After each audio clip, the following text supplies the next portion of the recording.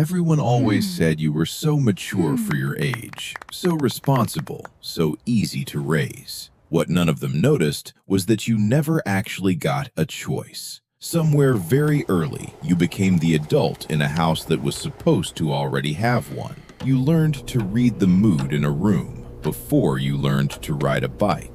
You comforted the people who were supposed to be comforting you. And here's the part almost no one talks about. That job never officially ended. You still carry it into your friendships, your relationships, your work, every single day. There's a name for what happened to you, and once you see it, you can't unsee it. These are 7 signs you grew up too early, and the quiet way it's still shaping your life right now.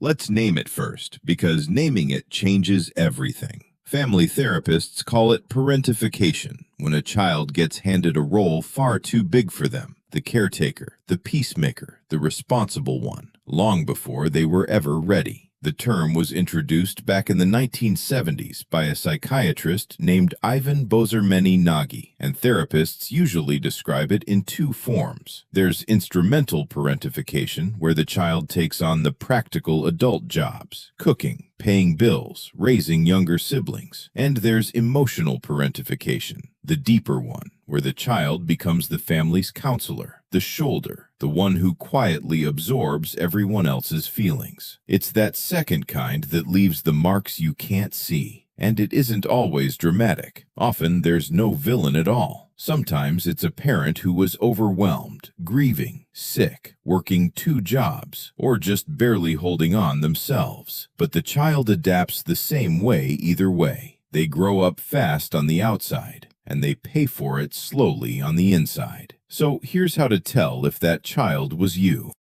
The first sign is that you are only comfortable as the one who gives. You're the friend everyone calls in a crisis, the one who checks in, remembers the details, shows up with the right thing at the right time. But watch what happens when the roles reverse. Someone offers to help you move, to cover the bill, to just sit with you on a bad day, and something in you tenses up. You wave it off. You change the subject. You insist you're fine. You've got it. Don't worry about me. Being the giver feels safe and familiar. Being on the receiving end feels almost unbearable, like you're doing something wrong just by letting it happen. That's not humility. It's a role you were cast in before you could even talk, and no one ever showed you how to step out of it. The second sign is that rest makes you anxious. A free afternoon with nothing to do should feel like a gift. Instead, it feels like something is quietly wrong.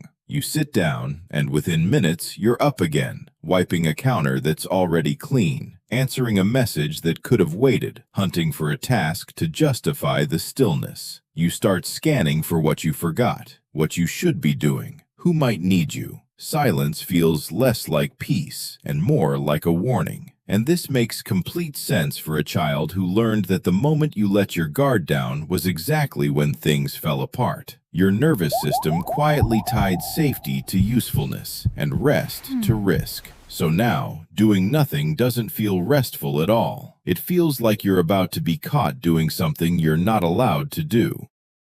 The third sign is that you physically cannot ask for help, even when you're drowning. The words just won't come. Picture the last time someone asked how you were doing during a genuinely brutal week. You probably smiled and said, "Good, just busy." You'll carry the heavy box alone, stay up all night alone, quietly figure it out alone, rather than say 2 simple words out loud. I'm struggling. Somewhere back there, asking for help wasn't safe, or wasn't answered, or came with a price you didn't want to pay again. So your brain drew a hard conclusion. Needing people is risky. Being capable is survival. And you've been proving how capable you are ever since, to a whole crowd of people who never even asked you to. The fourth sign is that you manage everyone's emotions automatically. You walk into a room and instantly feel the temperature of it.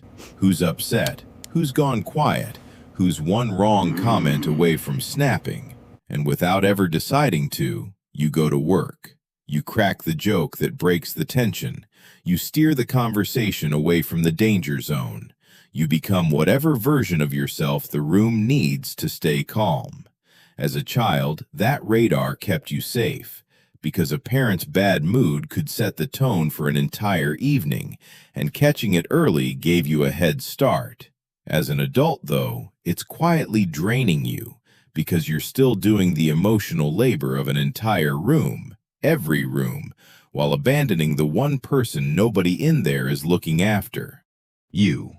The fifth sign is that you keep ending up with people who need saving. Look honestly at the pattern running through your relationships and friendships. So often, you're the strong one, the stable one, the one holding it all together. You find yourself drawn again and again to people who are a little broken, a little chaotic, a little in need of rescue. And you tell yourself, this time is different. But there's a reason the pattern repeats. Being needed is the one form of love you completely understand, because it's the only one you were ever trained to earn. Here's the painful part, and sit with it for a second. Being needed and being loved are not the same thing. Someone can need you desperately and still never truly see you. But if love first arrived in your life disguised as being useful, your heart learned to chase the disguise and to feel suspicious of the real thing when it finally shows up. Before we get to the last two signs, which are the hardest to admit, take a second and be honest with yourself. Out of everything so far, giving but never receiving, panicking when you rest, refusing to ask for help, managing every room, and attracting people to fix, how many of these are just describing your normal Tuesday? Drop the number in the comments. Not for me, for the person scrolling who thinks they're the only one who lives like this. Your honesty might be the thing that tells them they're not alone. And before we go on, one thing needs to be said plainly because it matters. This isn't just a comforting label from the internet. Researchers who study parentified children have found that growing up in this role is linked to higher rates of anxiety and depression later in life, not because there is anything wrong with you, but because of the quiet patterns it builds into the way you relate to everyone around you. So naming this isn't self-pity. And it isn't blaming your parents. It's the first honest step out of a role you never signed up for. Okay, the last two signs go deeper. The sixth sign is that when someone asks what you actually want, your mind goes completely blank. Think about how you answer the simplest questions. Where do you want to eat? I don't mind, wherever you want. What do you want to do this weekend?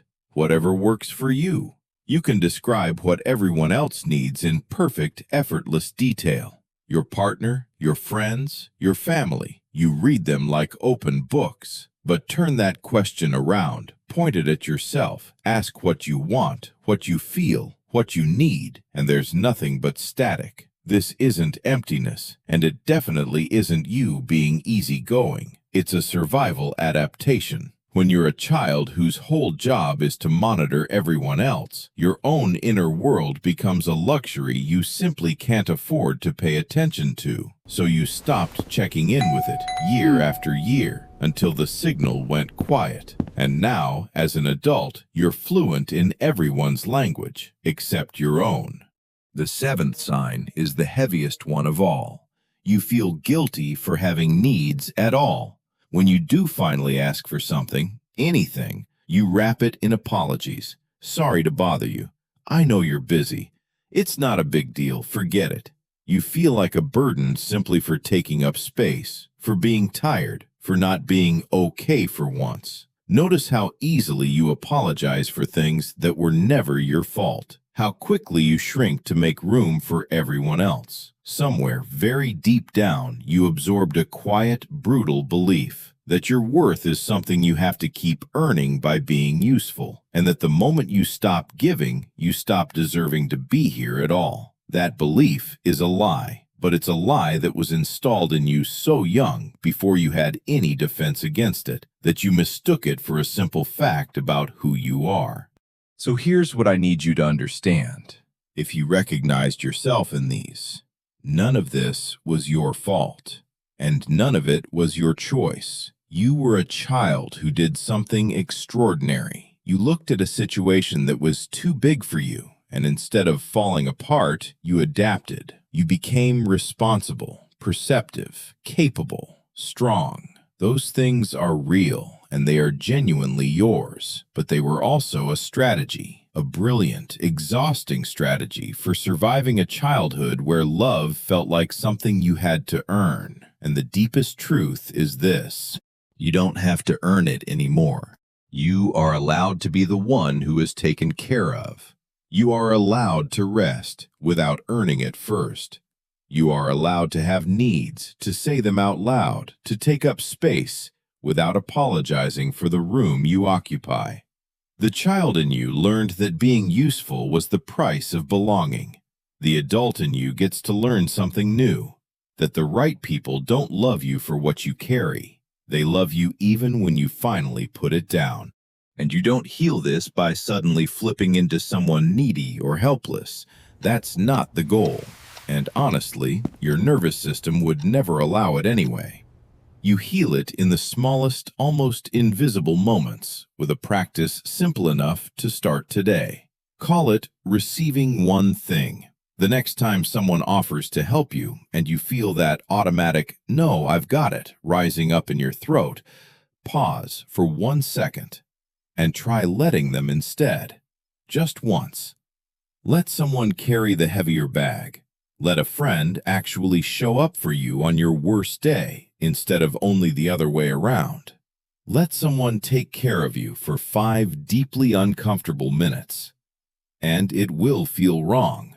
It's supposed to feel wrong. That discomfort isn't a sign you're doing it incorrectly. It's the exact edge where the old survival pattern ends and something new begins.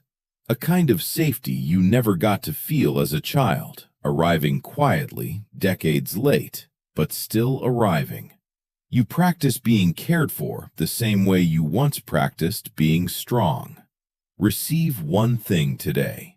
Then, when you're ready, another. One small, terrifying, ordinary moment at a time. If any of this felt less like a video and more like someone reading your private history out loud, tell me in the comments which sign hit the hardest. Say it in your own words. There is an entire room of people here who grew up exactly the way you did, and every honest comment makes that room feel a little less lonely for the next person who finds it. Because there's one more layer we didn't open today. And for people like us, it might be the most important one of all. Not how to spot the pattern, but how to let people close without feeling like you're losing control. How the strong one finally learns to be held. That's exactly where the next video goes. If today helped you name it, the next one is where we start to set it down. I'll see you there. You were never actually too mature for your age. You were a child doing a job that was never yours to carry. And it's not too late to hand it back, and to finally let yourself be young in the ways you never got to be.